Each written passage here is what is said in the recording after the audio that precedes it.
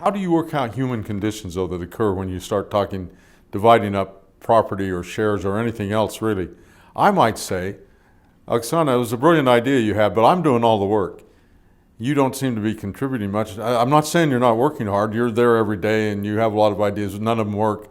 My ideas always work. I think I should have a little more of the company. What do you say? Listen, we go into very concrete negotiations. Let me take us back and reframe it a little bit, because those could be real. And going back to foundation, if you and I are undertaking a journey that we think is going to take 8 to 10 years, in my ideal world, you and I know each other very, very well. You and I know, you know exactly what I'm good at. I know exactly what you're good at. Before we shake hands and enter this partnership to be with that company, you and I know each other where you have a pretty good idea that I'm not going to be slacking off. And you are forming this company with me and not with Jane Smith over there, because you know that I possess the skills that are unique and rare and will fit with your skill set very well, and you will enjoy going on that journey with me, okay?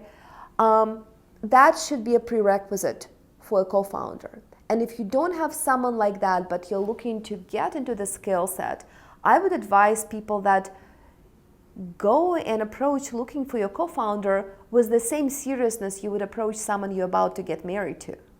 Like if you're looking for a future spouse, you in your business looking for your co-founder, you have to give it the similar amount of weight. You have to really be thoughtful about who you're getting in business with, because separating will be messy. If you do not know whether I'm a hard worker or not, that would be messy. If I told you that I know how to market, but then we started working and you actually have not checked and actually have no clue how to do that. If you told me you know how to code, but you think Python is a big snake and not a programming language, you know, those are bad prerequisites, right? So you and I have to do all that homework prior to jumping in and starting that business. Now, in the process of the business, there will be various disputes with the partners. I think they will end in different situations in different ways.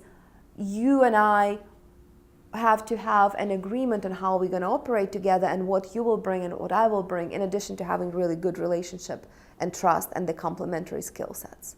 But how that arm wrestle will end, every single time will end different. In every single company, there is no prescribed answer. I could not give that. So it sounds like romance is a good model to look at when you think about partnerships.